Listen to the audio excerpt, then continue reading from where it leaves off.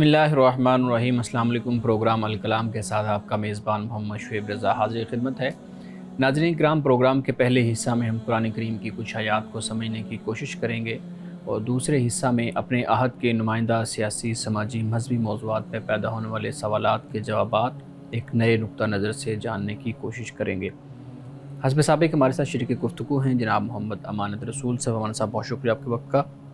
मेरी मावनत के लिए मौजूद हैं जनाब Ahmad Bilal. Ahmad, thank you so much. नाज़रीन किराम, आपकी स्क्रीन पे हमारा व्हाट्सएप नंबर आ रहा होगा, आप अपने सवालात उस व्हाट्सएप नंबर पर भेज सकते हैं। हम इंशाल्लाह आपके सवालात को ज़रूर एड्रेस करेंगे।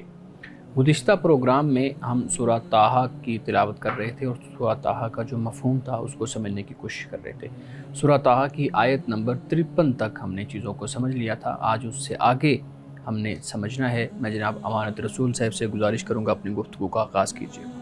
बिस्मिल्लाहिर्रहमानिर्रहीम। नाज़रीन किराम, कल हमने बात यहाँ पे ख़त्म की थी कि जब फ़िरऔन ने बात की आबा व अजदाद के हवाले से कि उनका मामला क्या होगा या क्या हुआ, तो हज़रत मूसा अलैहिस्सलाम ने कहा कि भाई उनका जो मामला है वो मेरे रब के पास किताब में है, यानी लिखा हुआ है सारा मामला। ला यदिल्लु रब्बी वला यंसा, तो मेरा रब ना तो गलती करता है और ना भूलता है। यानी आपने इस मसले को इस तरीके से लपेट दिया और हल कर दिया कि भाई ये मामला गुज़रे लोगों का है और ये अल्लाह सुब्हानहू व तआला ही उस मामले को बेहतर जानता है, और उनके आमाल और उनके अफ़ाल और उनकी तारीख़ और हिस्ट्री सब कुछ वो अल्लाह के यहाँ मौजूद है। तो अल्लाह सुब्हानहू व तआला ना गलती करता है और ना भूलता है। अब इसके बाद अल्लाह सुब्हानहू व तआला इस कायनात को बनाता है, पैदा करता है, और कैसे उसने ये सब कुछ बनाया और क्यों बनाया। अब इसके बाद यानी आयत नंबर 53 से इसी बात का आगाज़ होता है। फरमाया कि अल्लज़ी जअल लकुमुल अर्द महदा, कि वही खुदा है कि जिसने तुम्हारे लिए ज़मीन को महद बनाया। यानी महद से मुराद बिछोना है, फ़र्श है, गहवारा है, ये अल्लाह सुब्हानहू व तआला ने बनाया। वसालका लकुम फ़ीहा सुबुला, और फिर उसने तुम्हारे लिए राहें भी निकाली। यानी अल्लाह सुब्हानहू व तआला ने ज़मीन को पैदा किया, और ज़मीन को पैदा करने के बाद फिर अल्लाह सुब्हानहू व तआला ने इसमें रास्ते भी बना दिए। अब जदीद इंसान ने सड़कें बनाई, लेकिन आप ये देखिए कि इस ज़मीन पर जहाँ पानी मौजूद है वहाँ पर इंसान के सफ़र के रास्ते भी मौजूद हैं। यानी जब से इंसान पैदा हुआ इस ज़मीन पर उसने अपने सफ़र के रास्ते बनाए हैं। अल्लाह सुब्हानहू व तआला ने ये हिदायत, ये रहनुमाई इंसान को अता फ़रमाई। अब इसके बाद फरमाए कि व अंज़ला मिनस्समाई माअन, और आसमान से अल्लाह पाक ने पानी को नाजिल किया। और पानी के बारे में ये फरमाया कि वजअलना मिनल माइ कुल्ल शैइन हय्य, कि अल्लाह सुब्हानहू व तआला ने हर चीज़ को पानी से ज़िंदगी अता की है, और कोई शय ऐसी नहीं है कि जिसमें पानी ना हो। यानी ये पानी ज़िंदगी की, हयात की ये बुनियाद है, और इसी की वजह से हयात और ज़िंदगी है। ज़मीन से अगर पानी को ख़त्म कर दिया जाए तो आप देखिए कि यहाँ से इंसानी ज़िंदगी, हयवानी ज़िंदगी का ख़ात्मा हो जाएगा, जानदार ख़त्म हो जाएंगे अगर पानी ना हो।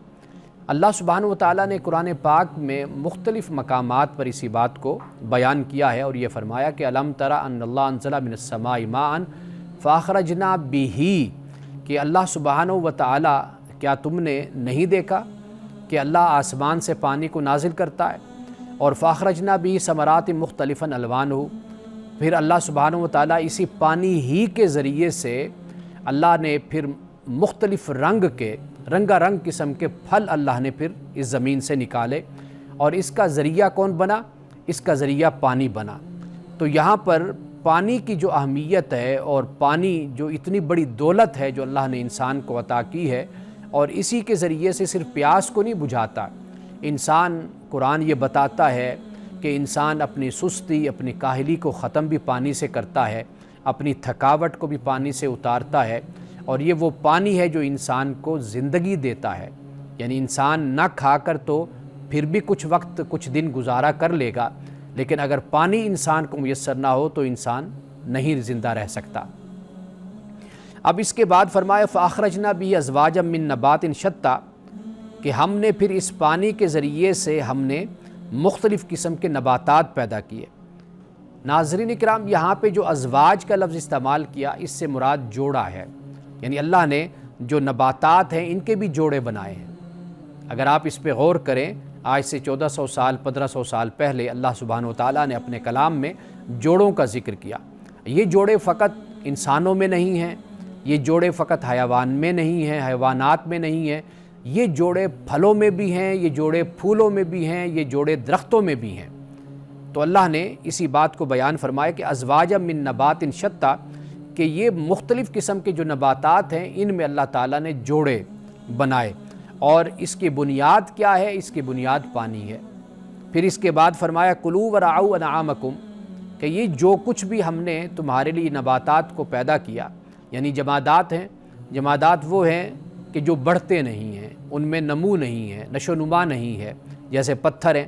لیکن اس کے بعد پھر نباتات آتے ہیں، نباتات کے بعد حیوانات آتے ہیں، یعنی نباتات وہ کہ جو پھر بڑھتے ہیں، جیسے پھول ہیں، پھل ہیں، پودے ہیں، سبزیاں ہیں، یہ پھر نباتات میں ان کا شمار ہوتا ہے۔ پھر اس کے بعد حیوانات میں پھر سارے کے سارے جاندار، مویشی، دابہ، سب کے سب اس میں شامل ہو جاتے ہیں۔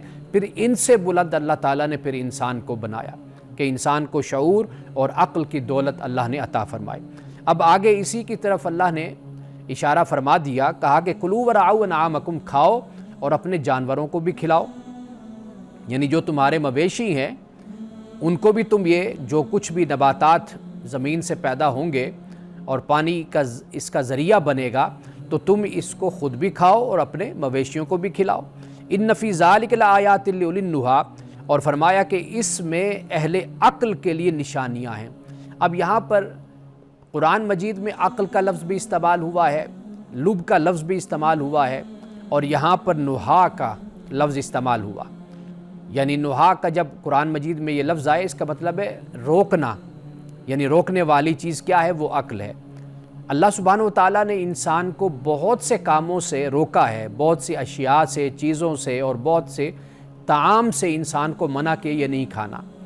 اور یہاں پر جب اللہ عقل کی بات کرتا ہے اولی النہیٰ، تو اس سے مراد یہ ہے کہ انسانی عقل بھی اس بات کو سمجھتی ہے کہ اللہ سبحانہ و تعالیٰ نے اگر کسی چیز کو حرام قرار دیا تو اس کی حرمت کی ایک وجہ موجود ہے، یعنی وہ انسانی وجود کے لیے فائدہ مند نہیں ہے، وہ انسانی روح کے لیے فائدہ مند نہیں، نقصان دہ ہے، انسان کے اخلاق اور کردار کے لیے وہ چیز مفید نہیں ہے۔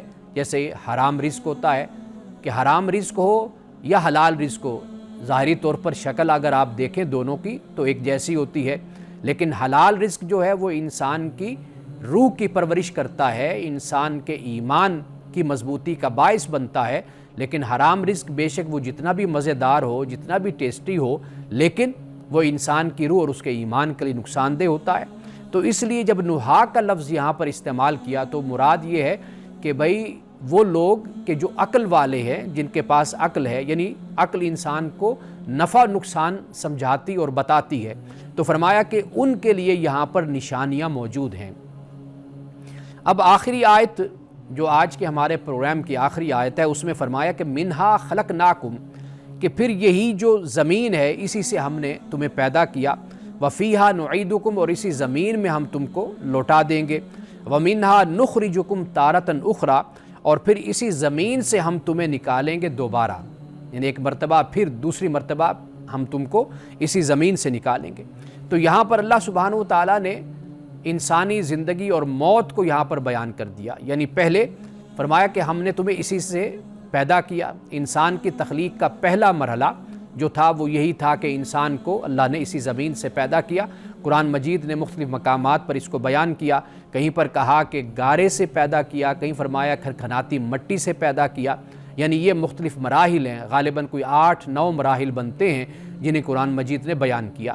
پھر اس کے بعد جو دوسرا یعنی فیز آتا ہے انسان کی پیدائش کا، وہ پھر مرد اور عورت کے یعنی میاں بیوی کے ملاپ سے یہ مرحلہ پھر آدم و حوا کا شروع ہوتا ہے۔ تو یہاں پر فرمایا کہ اسی مٹی سے ہم نے تم کو پیدا کیا، اور پھر کیا ہوتا ہے کہ اللہ پھر اسی مٹی میں ہمیں لوٹا دیتا ہے، یعنی مٹی سے ہی ہم نکلے، واپس اسی مٹی میں ہمیں دفنا دیا جائے گا، واپس لوٹا دیا جائے گا، اور پھر اللہ فرماتا ہے کہ اس کے بعد پھر میں تم کو نکالوں گا، یہ تمہارا دوسری مرتبہ نکلنا ہوگا زمین سے۔ اب ان آیات کو اگر ہم مد نظر رکھیں تو دو باتیں ہمیں سمجھ آتی ہیں کہ ان میں ایک تو اللہ نے اپنی توحید کا ذکر کر دیا، اپنی توحید کو بیان کر دیا، اور دوسری چیز ہمیں آخرت یہاں پر معلوم ہوتی ہے، یعنی اللہ ہی وہ ذات ہے کہ جو اس کائنات کی خالق ہے، اس کائنات کی مالک ہے اور اس کائنات کے نظام کو چلانے والی ہے۔ اسی نے انسان کی زندگی اور جاندار کی زندگی کے تحفظ کا اہتمام کیا، حفاظت کا، اور یہاں پر نعمتیں انسانی زندگی کو قائم رکھنے کے لیے پیدا کر دی، اور پھر پانی کو اس کی بنیاد یہ بیان کر دیا، اور پھر اس کے بعد آخرت کا بھی ذکر ساتھ کر دیا کہ وَمِنْهَا نُخْرِجُكُمْ تَارَةً أُخْرَىٰ، کہ پھر اسی زمین سے ہم تمہیں دوبارہ نکالیں گے، دوبارہ اٹھائیں گے، یعنی پھر تمہارا حساب و کتاب ہوگا۔ اللہ نے اپنی ذات پر بھی اسی کو دلیل بنا کر قرآن میں پیش کیا، فرمایا کیف تکفرون باللہ وکنتم امواتا، کہ تم کیسے اللہ سبحانہ و تعالیٰ کا انکار کر سکتے ہو کہ تم مردہ تھے، تو فاحیاکم، پھر اس نے تمہیں زندگی دی، ثم یمیتکم، پھر وہ تم کو مار دے گا، ثم یحییکم، پھر وہ تمہیں زندگی دے گا، ثم الیہ ترجعون، پھر تم اس کی طرف لٹائے جاؤ گے۔ تو قرآن مجید نے بڑے سفیشینٹ طریقے سے اس موضوع کو بیان کیا ہے کہ انسانی زندگی جو دی گئی انسان کو یہ ایک فانی ہے، ایک عارضی ہے، اس کے بعد پھر ایک نئی زندگی ہوگی جو پرفیکشن کے ساتھ انسان کو دی جائے گی، وہاں نعمتیں بھی ہوں گی، وہاں سب کچھ اللہ سبحانہ و تعالیٰ اپنے بندوں کو عطا کرے گا۔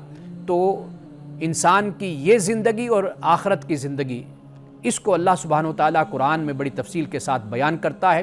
توحید اور آخرت، ایمان باللہ اور ایمان بالآخرت، یہ دو قرآن مجید میں ایسے موضوع ہیں کہ جو بنیادی ہیں کہ جس سے انسان کی مکمل نجات وابستہ ہو جاتی ہے کہ اگر وہ ان کو مان لے، ان پر عمل کرے، تو گویا کہ پھر وہ اسلام کی باقی باتوں کو ماننے کے لیے تیار بھی ہوتا ہے اور اس کے لیے وہ آسان بھی ہوتی ہیں۔ ناظرین کرام، یہاں وقت ہوا چاہتا ہے ایک بریک کا، ہمارے ساتھ رہیے گا۔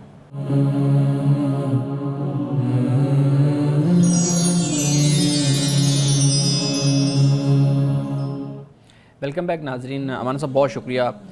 وہ آیات جس میں اللہ رب العزت کی وحدانیت کا جو ذکر ہو رہا ہے، اور یہ وہ معاملہ ہے جہاں پہ فرعون کے دربار میں موسیٰ علیہ السلام کھڑے ہوئے ہیں، یہ وہی اصل میں منظر کشی ہو رہی ہے۔ اچھا، آپ نے انسان کے اوپر بات کی ہے، آپ نے وہ درجات بتائے ہیں کہ جانور ہے، پھر وہ انسان ہے۔ میں پوچھنا یہ چاہتا ہوں کہ کیا اس دنیا میں سب سے جو بہتر اور سب سے افضل مخلوق ہے وہ صرف انسان ہے، یا انسان کے اوپر بھی کوئی مخلوق ہے؟ دیکھیے، انسان کا جو معاملہ ہے نا، وہ یہ نہیں ہے کہ وہ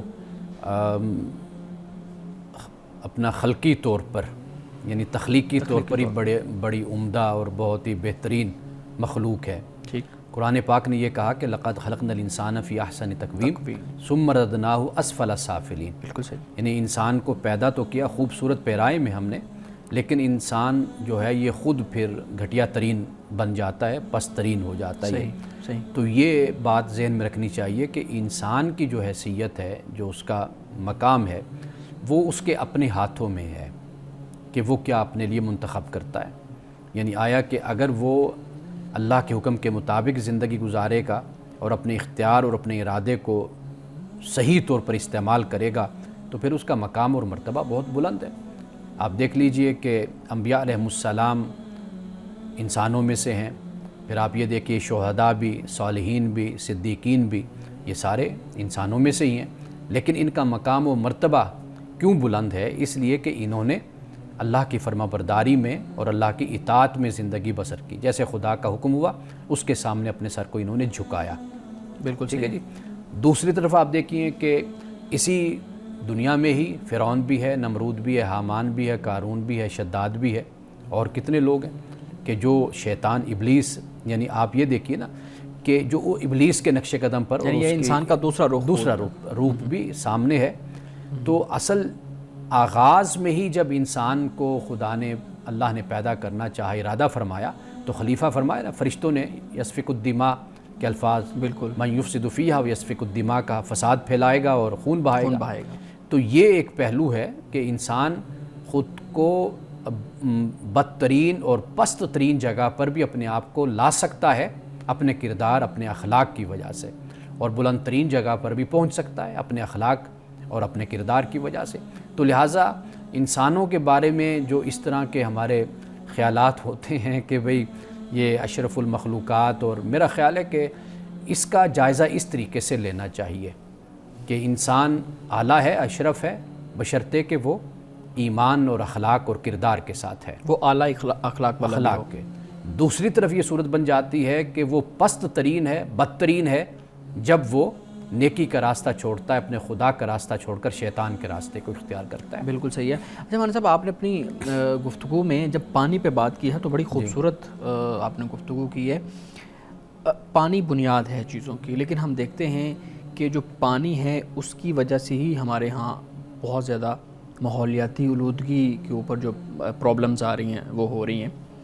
پوچھنا میں یہ چاہوں گا کہ اتنا سنگین مسئلہ جو ہمارے سامنے آ رہا ہے آج کل خاص طور پہ، اور آنے والی نسلوں کے لیے معلوم نہیں کہ کس طرح سے ماحول ہم چھوڑ کے جائیں گے، علماء کا جو منبر ہے، جو ایک مسند ہے، وہ ایسے معاملات کے لیے عام طور پہ استعمال ہوتی تھی، اجتماعات اس طرح کے استعمال ہوتے تھے، لیکن ہم دیکھتے ہیں کہ اجتماعات میں بھی اس طرح کی بات نہیں ہوتی، منبر سے بھی اس طرح کی بات نہیں ہوتی، گھر کے اندر بچوں کی تربیت بھی ماحولیاتی آلودگی کو سامنے رکھ کے نہیں ہوتی۔ کیا اسٹریٹجیز ہم اختیار کریں، خاص طور پہ ایک مذہبی طبقہ جو ہے جس کے پاس منبر جیسا وہ پلیٹ فارم ہے کہ جہاں سے وہ ماحولیاتی آلودگی کے لیے یا اس طرح سے ماحول کو بہتر بنانے کے لیے اقدامات کیے جا سکیں؟ اچھا، پہلی بات تو یہ ہے کہ کائنات میں اللہ تعالیٰ نے خام صورت میں ایک پوٹینشل رکھا ہے اس کائنات میں، اور انسان میں یہ پوٹینشل رکھا ہے کہ وہ اس کو ڈسکور کر سکتا ہے، اس کو دریافت کر سکتا ہے۔ ایسا نہیں ہے کہ انسان میں یہ پوٹینشل نہیں، یا زمین میں یا اس کائنات میں یہ پوٹینشل نہیں ہے۔ پہلی بات تو یہ ذہن میں رکھنی چاہیے۔ اب یہ ڈیپینڈ کرتا ہے انسان پر کہ وہ کیسے اس کو استعمال کرتا ہے اور کیسے آگے بڑھتا ہے۔ ہم اصل اپنے ہی حالات کو دیکھتے ہیں تو اس کی روشنی میں وہ حکم پوری دنیا پر ہم لگاتے ہیں اور اطلاق اس کا پوری دنیا پر کرتے ہیں، تو ایسا نہیں ہوتا۔ دنیا نے اس بارے میں بہت کچھ کر رکھا ہے اور وہ مزید آگے بڑھ رہی ہے۔ خطرات ہمیں ہیں، یعنی جنہوں نے اپنے آپ کو سنبھالا نہیں، اپنے مسائل کو حل نہیں کیا اور آگے نہیں بڑھے۔ یعنی آپ جاپان کو دیکھ لیجئے، زلزلوں کی زمین ہے، انہوں نے کس حد تک اپنے آپ کو محفوظ کر لیا۔ یہی انسانی عقل ہے نا، انسانی شعور ہے، اور یہی انسانی دریافت ہے اور ایجادات ہیں، انسان کی تحقیق اور ریسرچ ہے کہ زیادہ سے زیادہ وہ انسانی زندگیوں کو محفوظ کر رہے ہیں۔ دیگر ممالک بھی ہمارے سامنے۔ اب اصل جو مسئلہ ہے کہ ہمیں تو کسی سے کوئی خطرہ نہیں ہے، ہمیں خطرہ اپنی جہالت سے ہے۔ سب سے بڑا مسئلہ ہمارا، ہم جو یہ کہتے ہیں نا کہ فلاں ہمارا دشمن ہے یا کوئی ہمارے خلاف سازش کر رہا ہے، فلاں ملک یا فلاں قوم یا فلاں مذہب والے، تو فلاں لوگ، تو میں یہ کہتا ہوں کہ ہمیں اصل خطرہ ہمیں خود اپنے آپ سے ہے، اپنی جہالت سے ہمیں خطرہ ہے، اپنی جذباتی پن سے ہمیں خطرہ ہے، اپنی اندھی تقلید سے ہمیں خطرہ ہے۔ تو ہمارا جو اصل مسئلہ ہے وہ یہ ہے کہ ہمارے جو مراکز ہیں وہاں سے جب تک یہ آواز نہیں اٹھتی، تعلیم نہیں دی جاتی، تربیت نہیں دی جاتی۔ آپ شکوہ کرتے ہیں ممبر کا، آپ شکوہ کریں گے اساتذہ کا، یونیورسٹی، کالج، سکول، اگر دیکھا جائے تو بنیاد سے ہی ان کی تربیت اس طرح نہیں ہوئی کہ وہ اس حوالے سے شناسا ہوں اور باشعور ہوں کہ ہمارے اصل میں ایشوز اور ہمارے معاملات کیا ہیں۔ یہ وہ طبقہ ہے کہ جو معاشی مسائل کا اس طرح شکار بھی رہتا ہے، گھرا ہوا رہتا ہے کہ وہ کیسے یعنی اپنے مطالعہ کو، اپنے علم کو اور اپنے شعور کو آگے بڑھاتے ہوئے ان مسائل پر بھی وہ کام کریں۔ وہ اپنی روٹی کے چکر سے ہی ابھی باہر نہیں آتے ہمارے ہاں کے لوگ، لیکن باہر دنیا میں دیکھیں اساتذہ ہیں، ریسرچ سکولرز ہیں، وہ اس پر بڑا بڑا کام کر کے اپنی ریاستوں کو دیتے ہیں۔ بالکل صحیح ہے۔ اچھا مولانا صاحب، آخری سوال میں آپ کے سامنے رکھوں گا۔ سوال یہ ہے کہ جو آخرت کے معاملات ہیں، ہم نے دیکھا کہ اللہ رب العزت نے انہی آیات کے اندر بتایا کہ پیدا کیا، پھر تمہیں اس زمین میں تم چلے گئے، پھر تمہیں اسی زمین سے اٹھایا جائے گا۔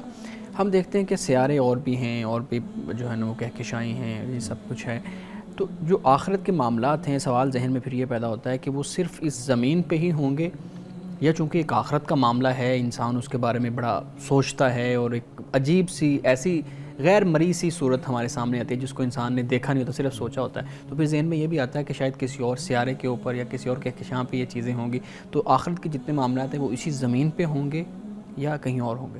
دیکھیے، اس پر جو تحقیق ہے نا، پہلی بات یہ ہے کہ چونکہ ہمیں کوئی واضح طور پر کوئی اس پر کوئی نص اور کوئی ہمیں اس پر کوئی ثبوت ایسا نہیں ملتا کہ جس کی بنیاد پر ہم ایک واضح بات کہہ سکیں. ٹھیک. تو اس لیے علماء میں پھر اس پر اختلاف بھی ہوتا ہے, ہر کوئی اپنی تحقیق کو پیش کرتا ہے.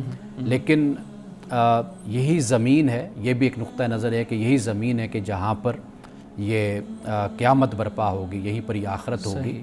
اور باقی جو معاملات ہیں وہ اللہ سبحانہ و تعالیٰ جانتا ہے. لیکن یہ بھی کہا جاتا ہے کہ بھئی ساتویں آسمان پر یا اس سے بھی اوپر یہ بھی ہمیں روایات میں یہ چیزیں ملتی ہیں کہ جہاں پر یہ قیامت اور آخرت کا برپا ہونا ہے اور جہاں پہ انسان نے رہنا ہے. تو یہ وہ چیزیں ہیں جن پر خود ہی پردہ پڑا ہوا ہے, حجاب ہے ان پر.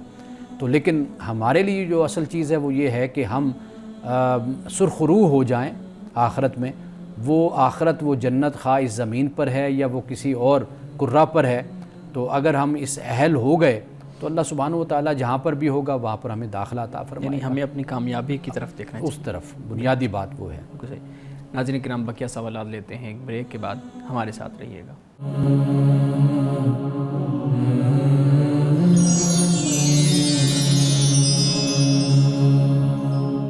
ویلکم بیک ناظرین. جی بلال صاحب, آپ سوال کرنا چاہ رہے تھے. میں یہ پوچھ رہا تھا کہ آپ نے ابھی جو بات بتائی کہ یہ جاپان میں اتنے زلزلے آتے ہیں لیکن انہوں نے اس پہ اوور کم کرنے کی کوشش کی. ہمارے یہاں تو جب اس طرح کا مسئلہ ہوتا ہے تو یہ کہہ دیا جاتا ہے کہ یہ تو خدا کی طرف سے کوئی عذاب ہے, جیسے کرونا میں ہمیں دیکھا گیا, یا اب سموگ ہوتی ہے تو سموگ بھی شروع میں لوگ اس بارے میں بہت زیادہ کہتے تھے. تو ایسا کیوں ہم رویہ اپناتے ہیں کہ ہم اس طرح کی ہر چیز کو اللہ کی طرف منسوب کر دیتے ہیں کہ اللہ کی طرف سے کوئی نہ کوئی ہمارے اوپر ہے؟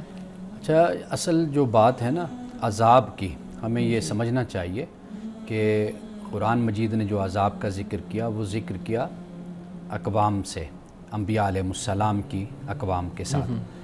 وہاں پر عذاب, چونکہ پیغمبر ان کو دعوت دیتا ہے, رسول ان کو بلاتا ہے, دین کی طرف ان کو دعوت دیتا ہے, وہ نہیں آتے, سرکشی اختیار کرتے ہیں بلکہ سازشیں کرتے ہیں, پیغمبر کی جان کے دشمن بن جاتے ہیں, جو ماننے والے ہیں ان کی جان کے درپے ہو جاتے ہیں, فساد پھیلاتے ہیں زمین پر. تو ان کے لیے پھر پیغمبر کو حکم ہوتا ہے کہ آپ اس بستی سے نکل جائیے. وہ چلے جاتے ہیں تو پھر اس کے بعد خدا کا ان پر عذاب اترتا ہے. تو عذاب تو خاص طور پر اس اینگل سے اور اس پس منظر میں ہمیں دیکھنا چاہیے. باقی یہ بات حقیقت ہے کہ قوموں کو ان کے اعمال کی سزا تو دی جاتی ہے, ملتی ہے. یعنی مثال کے طور پر آپ دیکھیے کہ اگر آپ کا پیپر ہے, امتحان ہے, تو آپ اگر تیاری نہیں کر رہے اور اس میں آپ فیل ہو جاتے ہیں, اب آپ یہ کہیے جی یہ خدا کا عذاب ہے, تو یہ عذاب تو نہیں, یہ اصل میں مکافات عمل, جو چیز آپ نے کی ہے آپ کو اس کا نتیجہ دیا گیا. اسی طرح ہی دنیا میں قوموں کا معاملہ ہوتا ہے. جو قومیں اپنے آپ کو محفوظ کر لیتی ہیں, تحقیق کرتی ہیں, ریسرچ کرتی ہیں, دریافت کرتی ہیں کہ کس طریقے سے ہم اس کلیمٹی سے, اس جو ایک بحران ہے یا حادثہ, اسے ہم کیسے اپنے آپ کو بچا سکتے ہیں, تو وہ اپنے آپ کو بچا لیتے ہیں. جو قومیں حالات اور زمانے کے مطابق ترقی نہیں کرتے, آگے نہیں بڑھتے, اس کے تقاضوں کو پورا نہیں کرتے, تو وہ اسی طرح پھر زمین سے مٹتی چلی جاتی ہیں, اسی طرح پھر وہ بحرانوں کا شکار رہتی ہیں. بالکل. لیکن ایک یہ بھی چیز ہے نا کہ ہم کہیں نہ کہیں مذہب کو اٹیچ کرتے ہیں. آپ نے جو جواب دیا اس سے تو یہ بات بالکل واضح ہو جاتی ہے کہ مذہب کا کوئی لینا دینا نہیں ہے. ایک نان مسلم شخص وہ سخت محنت کرتا ہے اور اس کو اس کا نتیجہ مل جاتا ہے. اسی کے مقابلے میں ایک مسلم شخص محنت نہیں کرتا لیکن دعا کرتا رہتا ہے تو اسے تو اس کا نتیجہ نہیں ملے گا نا. اصل میں ہمارے ہاں جو یہ جو آپ بات کہہ رہے ہیں نا, اس کی ایک بڑی وجہ بھی ہے. وہ یہ ہے کہ ہم دنیاوی لحاظ سے تو پیچھے ہوئے ہیں, ہم مذہبی حوالے سے بھی پیچھے ہیں نا. یعنی مذہبی حوالے سے مراد یہ ہے کہ ہم مذہب میں عملی طور پر داخل نہیں ہوئے. جی بالکل. یعنی مثال کے طور پر آپ نماز دیکھ لیجئے, کتنے لوگ ہیں, کتنے مسلمان ہیں نماز ادا کرتے ہیں, ٹھیک ہے, اخلاقی معاملات کو آپ دیکھ لیجئے, کتنا ہم اسلام کو اپنے پیش نظر رکھتے ہیں. آپ روزے کو دیکھ لیجئے, زکوٰۃ کو دیکھ لیجئے, آپ بہن بھائیوں کے جو حقوق ہوتے ہیں, والدین کے جو حقوق ہیں, وہ کس حد تک ہم ادا کرتے ہیں. وراثت کے معاملات ہیں. اچھا, کاروباری حوالے سے آپ دیکھ لیجئے کہ کاروبار میں ہم کتنی ملاوٹ کرتے ہیں اور کتنا جھوٹ بولتے ہیں. ہمارے دفتری اور سرکاری معاملات آپ دیکھ لیجئے, وہاں پر جو سفارش کو رشوت کی صورتحال ہوتی ہے. اب یہ سارا کچھ ہمیں اتنا تو پتہ ہے نا کہ مذہب ان چیزوں سے منع کرتا ہے. بالکل. وہ ایک بوجھ ہم پر ہمیشہ رہتا ہے کہ بھئی میں مسلمان ہوں, اس کے باوجود بھی میں ان چیزوں پر عمل نہیں کر رہا، ان احکام پر عمل نہیں کر رہا، تو وہ پھر کوئی تکلیف کوئی مصیبت آتی ہے تو پھر انسان کا خود بخود ذہن اس طرف جاتا ہے کہ چونکہ میں یہ نہیں کر رہا تو لہٰذا یہ مجھے اس کا عذاب مجھ پر اترا ہے اور مجھے اس کی سزا دی جا رہی ہے۔ یہ اس نقطہ نظر سے لوگ سوچتے ہیں، چونکہ جب ہم مذہب پر عملی طور پر اور من حیث القوم عمل نہیں کر رہے، ہماری زندگیوں میں مذہب اگر ہے تو صرف نام کا مذہب ہے، یعنی اگر ہم نے کسی کے خلاف کوئی مقدمہ دائر کرنا ہو یا کوئی فتویٰ لگانا ہو تو وہاں پر ہمیں مذہب یاد آتا ہے، یا طلاق کے مسئلوں میں مذہب یاد آتا ہے، یا نکاح کے مسئلوں میں یاد آ جائے گا۔ باقی عملی زندگی میں آپ دیکھیے تو آپ کو کہیں پر مذہب، یہ شاید ایک بوجھ ہوتا ہے نفسیاتی طور پر کہ جو ہم محسوس کرتے ہیں اور پھر کوئی تکلیف آتی ہے تو ہم اس کو مذہب سے جوڑتے ہیں، لیکن اللہ تعالیٰ نے کچھ عمومی اصول اور ضابطے قائم کر دیے ہیں۔ اب باقی قومیں وہ مسلمان تو نہیں ہیں نا، جی کلمہ گو نہیں ہیں، لیکن وہ ترقی بھی کر رہی ہیں، بالکل ایسے ٹھیک ہے، وہ سب کچھ وجہ کیا؟ وجہ یہی ہے کہ جو خدا نے ایک عمومی اصول اور ضابطہ دنیا میں قوانین بنا دی ہیں ترقی کے، وہ ان پر عمل کر رہے ہیں، تو اس لیے وہ آگے بڑھ رہے ہیں۔ لیکن عمران صاحب یہاں پہ میں ایک چیز میں پھر پوچھنا چاہوں گا، ہمارے ہاں ایک یہ بھی کانسیپٹ پایا جاتا ہے کہ جو لیڈ کرنے کا جو تصور ہے یا جو حق ہے، جو حکمرانی کا حق ہے، وہ اصل میں اب مسلمانوں کے پاس ہے، اور دوسری اقوام جتنا مرضی محنت کر لیں، ہم جتنا مرضی پیچھے چلے جائیں، لیکن ایک جو ذہن کے اندر چیز ہے وہ یہی ہے کہ ہم ہمیشہ، ہم عام طور پہ دیکھتے ہیں سوشل میڈیا پہ یہ چیزیں ہمیں لکھی ہوئی ملتی ہیں کہ جو حکمرانی کا حق ہے وہ مسلمانوں کا ہی ہے، غلبہ ہمیشہ تمہارا ہی ہوگا، مسلمانوں کا ہی ہوگا۔ یہ کانسیپٹ کیوں پیدا ہوا پھر، اگر آپ کہہ رہے ہیں کہ یہ صرف عملی طور پہ ہی یہ چیزیں ہیں، لیکن اس کا تو عملی اس معاملہ سے تعلق نہیں ہے؟ اچھا، پہلی بات تو یہ ہے کہ اس کا کہیں بھی نہ کوئی قرآن میں ذکر ہے، نہ اس کا کہیں حدیث میں اس بات کا ذکر ہے کہ مسلمان بے عمل ہو، بد اخلاق ہو، خدا کے احکام کا تارک ہو اور نافرمان ہو تو چونکہ وہ مسلمان ہے تو لہٰذا اس کا غلبہ زمین پر ہوگا، ٹھیک، یا اس کو ہونا چاہیے، یا وہ دنیا میں آیا ہی حکمرانی کے لیے ہے۔ قرآن مجید میں کہیں پر بھی اس بات کا ذکر نہیں ہے۔ قرآن مجید نے انسان کو اس کے کریکٹر کے ساتھ مشروط کیا ہے، ذالک بأن اللہ لم یکن مغیرا نعمتا انعمها علی قوم حتی یغیروا ما بانفسہم۔ بالکل صحیح ہے۔ قرآن پاک نے اس بات کو واضح طور پہ بیان کر دیا کہ جو قومیں اپنے آپ کو بدلتی ہیں تو ان پر خدا کا انعام آتا ہے، خدا ان کو نوازتا ہے۔ یہ بنیادی اصول اور قاعدہ ہے۔ تو یہی سوچ یہ پیدا کی گئی ہمارے اندر، ہمارے اپنے مفکرین نے، اسکالرز نے ہمارے اندر یہ سوچ پیدا کی ہے، جبکہ اس کا قرآن سے، اسلام سے، دین سے کوئی تعلق نہیں ہے۔ یہ محرومیاں ہیں ہماری، جو کلونیلزم کا زمانہ گزرا، گزشتہ صدی کا 1-2 صدیاں جو گزری، انگریز بر صغیر میں آیا، یہاں پر اس کا غلبہ ہوا، اس نے یہاں پر حکومت کی، یہاں سے جو محرومیاں پیدا ہوئی اس سے یہ سوچ ہمارے ہاں اس نے جنم لیا۔ اصل بات یہ ہے کہ اقتدار اور غلبہ اور حکومت یہ کوئی مقصد نہیں ہے، یہ تو اللہ سبحانہ و تعالیٰ آپ کو آپ کے کردار، آپ کے اعمال اور اعمال حسنہ اور آپ کے من حیث القوم آپ کا جو اجتماعی اخلاق اور کردار ہوتا ہے اس کے صلے میں اور انعام کے طور پر خدا یہ سب کچھ آپ کو عطا کرتا ہے۔ یعنی حکمرانی، غلبہ دنیا میں آپ دیکھ لیجئے کہ اسی بنیاد پر ہی قوموں کو غلبہ اور حکومت ملتی ہے، یہ بنیادی چیز ہے۔ ہم اصل بات یہ ہے کہ ہم پھل کی طرف دوڑتے ہیں کہ ہمیں پھل ملے، لیکن اس پھل سے پہلے جو کاشتکاری کرنی ہے، جو محنت کرنی ہے، اس طرف ہماری توجہ نہیں جاتی۔ وہ پھل تو آپ کو ملے گا جب آپ کاشتکاری کریں گے، جب محنت کریں گے۔ ہم کہتے ہیں محنت نہ کریں لیکن وہ پھل ہمیں مل جائے، تو غلبہ، اقتدار اور حکومت وہ تو قوموں کو ملتی ہے ان کی محنت کے نتیجے میں اور ان کی کوشش کے نتیجے میں، علم میں، تعلیم میں، حکمت میں اور دنیاوی لحاظ سے آگے بڑھنے میں، پھر ان کو حکومت اور غلبہ یہ سب کچھ نصیب ہوتا ہے۔ بالکل ٹھیک ہے۔ ناظرین کرام، بقیہ سوالات لیتے ہیں ایک بریک کے بعد، ہمارے ساتھ رہیے گا۔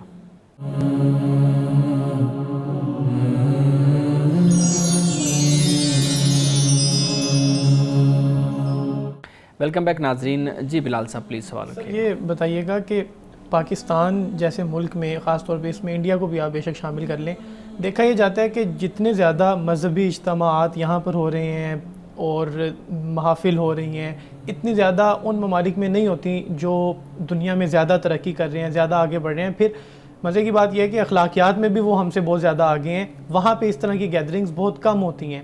تو ایسی کیا وجہ ہے؟ یعنی ہم لوگ زیادہ محفلیں کر رہے ہیں، زیادہ خدا کے قریب ہونے کی کوشش کرتے ہیں، لیکن اتنی زیادہ بدکاری ہمارے اندر ہے، اور وہ لوگ جو اس طرح کا اہتمام بہت کم کرتے ہیں وہ لوگ ہم سے بہت آگے جا رہے ہیں.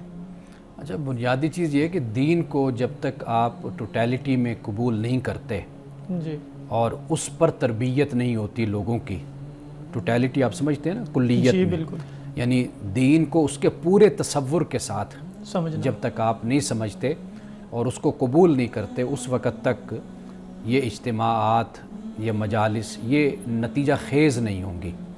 یعنی مثال کے طور پر دین کو کلیت میں قبول کرنے سے مراد یہ ہے کہ آپ کو یہ بتایا جائے کہ آپ اگر بازار میں بیٹھیں، حلال روزی کما رہے ہیں، دکاندار ہیں، محنت کر رہے ہیں اور جائز طریقے سے منافع لے رہے ہیں، یہ بھی دین ہے. یہ بتایا جائے کہ آپ کی بیوی ہے، آپ کے بچے ہیں، آپ ان کے حقوق صحیح طریقے سے ادا کر رہے ہیں، تو یہ بھی دین ہے. اسی طرح آپ کسی آفس میں کام کرتے ہیں، وہاں پر آپ ایمانداری سے، اونیسٹی کے ساتھ کام کرتے ہیں، تو یہ بھی دین ہے. آپ کسی کا حق نہیں کھاتے، ہر کسی کو اس کا حق دیتے ہیں اور اچھے طریقے سے دیتے ہیں، جی تو یہ بھی دین ہے. جب ہم دین کو ایک خاص دائرے میں قبول کرتے ہیں نا کہ یہ کام کریں گے تو اس کی فضیلت بھی ہے، اس کا درجہ بھی ہے اور اس کی اہمیت بھی ہے اور یہ آخرت میں اس کا بڑا اجر بھی ہے، تو پھر لوگ اسی کی طرف دوڑتے ہیں، اسی کام کی طرف دوڑیں گے. جب آپ ڈاکٹر کو یہ بتائیں گے نا کہ بھائی نماز فرض ہے، اس میں کوئی شک نہیں ہے، لیکن اگر جماعت کا وقت ہے اور ادھر سے مریض آ گیا ہے تو وہ مریض کے جو بیچارہ بڑی تکلیف میں ہے، تو اب آپ بے شک اپنی جماعت کو چھوڑ دیں، نماز آپ پڑھ لیں، بعد میں پڑھ لیں، لیکن پہلے آپ مریض کا علاج کر دیں. لیکن جب آپ یہ بتائیں گے نا کہ جماعت کے ساتھ نماز پڑھنے کی بڑی فضیلت ہے، اس کا بڑا درجہ ہے، تو باقی اس کے سامنے کوئی چیز کوئی اہمیت نہیں رکھتی، تو پھر یہی چیز پروان چڑھے گی. اس کو یہ بتایا جائے کہ اس موقع پر اب اس مریض کا خیال کرنا، اس کو دوا دینا، اس کا چیک اپ کرنا، یہ اس عمل سے زیادہ باعث ثواب اور باعث اجر ہے. یہاں پر اب آپ کو زیادہ ثواب ملے گا. جب آپ دین کو ٹوٹیلٹی میں لوگوں کے سامنے پیش کریں گے نا، تو پھر آپ دیکھیں گے کہ یہ ہمارے مجالس اور ہمارے یہ جلسے اور ہمارے یہ جتنے کام ہیں، یہ پھر نتیجہ خیز ثابت ہوں گے. آپ کو باقی زندگی کو کاٹ کر رکھ دیتے ہیں اور اس کو بالکل غیر اہم بنا دیتے ہیں، اور آپ خاص اعمال کو، خاص افعال کو، خاص اوراد کو، وظائف کو اور خاص ایک طرز زندگی کو آپ اس کو کہہ دیتے ہیں یہ اسلام ہے اور اس کا بڑا درجہ اور بڑی فضیلت ہے.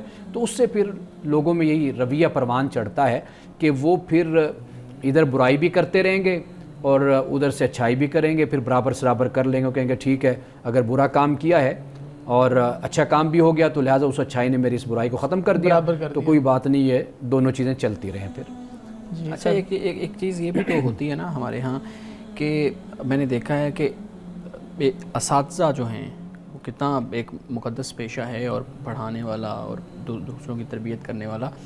اساتذہ کے اندر بھی یہ بڑا رجحان ہے کہ وہ اپنی ڈیوٹی کو تو عبادت نہیں سمجھیں گے، لیکن اس ڈیوٹی میں سے 2 ماہ یا 3 ماہ یا 40 دن نکال کے یا 15 دن نکال کے کسی مسجد میں جا کے وہ بیٹھ کے لوگوں کو تبلیغ کریں گے، تو وہ اس کو زیادہ دین کی طرف جو ہے نا وہ اہمیت دیں گے کہ یہ دین ہے.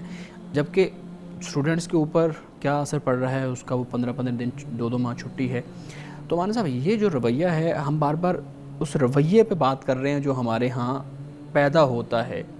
آپ نے اس رویے کا حل تو بتا دیا کہ جب ہم یہ کریں گے تو اس طرح سے ہمارے مقاصد حل ہو جائیں گا، لیکن یہ رویہ کیسے پیدا ہوا ہے؟ ایک تو کیسے پیدا ہوا ہے اور پھر اس رویے کو کیسے ٹھیک کیا جا سکتا ہے؟ کچھ نہ کچھ آپ نے بھی بات کی ہے، لیکن یہ بات عام طبقے کی سمجھ میں نہیں آنے والی. نہیں، دیکھیے پہلی بات میں نے یہ آپ سے کہی ہے نا کہ جب دین کو آپ جزوی طور پر دیکھتے ہیں پھر یہ رویے پیدا ہوتے ہیں. نہیں، جزوی طور پر میری مراد یہ ہے کہ جیسے مثال کے طور پر اگر استاد کو یہ بتایا جائے کہ آپ پر یہ فرض ہے، خدا کی طرف سے حکم ہے، آپ کی تنخواہ آپ پر حلال اس وقت ہوگی کہ جب آپ جو آپ نے طے کیا ہے اپنے جامعہ کے ساتھ، اپنے ادارے کے ساتھ، وہ ٹائم آپ پورا دیں گے، صحیح، اور اپنے بچے طلباء کی صحیح تربیت اور تعلیم آپ کریں گے. اس کا بہت اجر ہے، اس کا بہت ثواب ہے، یہ خدا کے نزدیک بہت ہی آپ کے لیے اجر اور ثواب کا باعث بنے گا.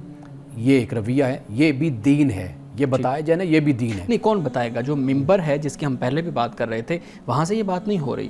وہاں سے اور طرح کی چیزیں نکل رہی ہیں. تو جتنی بھی پبلک ہے انہوں نے تو ان علماء کو یا ان جو اہل علم ہیں ان کو ہی فالو کرنا ہے جو آواز پہنچا رہے ہیں, جو دین بیان کر رہے ہیں. اب آپ کی ایک آواز ہے, فرض کریں اب یہ کتنے لوگوں تک پہنچ رہی ہوگی, لیکن آپ کے مقابلے میں جو ہزاروں اور آوازیں ہیں وہ زیادہ طاقت رکھتی ہیں اور وہ اسی طرح کی چیز بیان کر رہی ہیں جس رویہ پہ ہم بار بار بات کر رہے ہیں.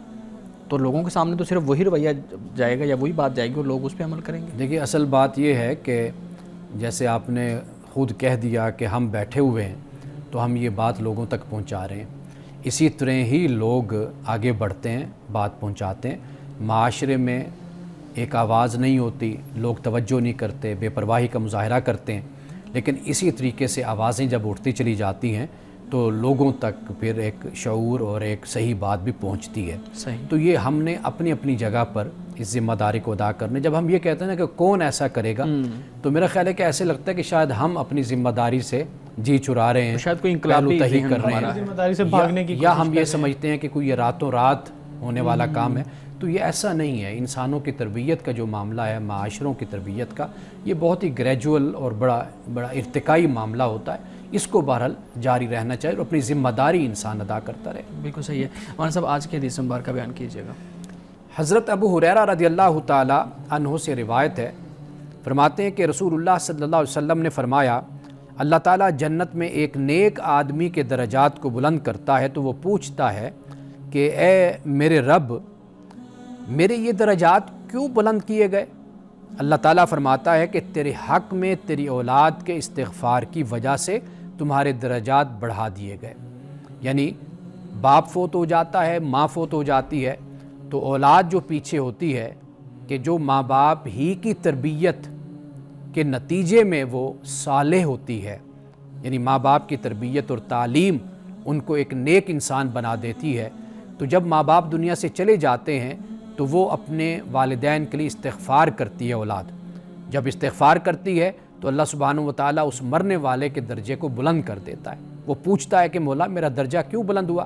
تو اللہ پاک فرماتا ہے کہ اولاد نے تیرے حق میں استغفار کی تھی تو لہٰذا میں نے تیرے درجے کو بلند کر دیا. تو لہٰذا ہمیں اس بات کی تعلیم ملتی ہے کہ ہم اپنے اولاد کی اچھی تربیت کریں تاکہ کل ہم اس دنیا سے جب رخصت ہو جائیں تو ہماری اولاد ہمارے حق میں استغفار کرتی رہے. ناظرین کرام, یہ حوالہ ہے مسند امام احمد کا اور حدیث نمبر ہے 3381. مولانا صاحب بہت شکریہ آپ کی مدلل گفتگو کا, بہت شکریہ, آپ نے بہت احسن انداز سے سوالات کے جوابات دیے. بلال تھینک یو سو مچ. ناظرین کرام, اس دعا کے ساتھ اپنے پروگرام کا اختتام کریں گے. اللہ رب العزت حسن کلام اور تاثیر کلام عطا فرمائے, ہماری زبان کی گروں کو کھول دے اور سننے والوں تک خیر کا پیغام پہنچے. اجازت دیجیے, خدا حافظ.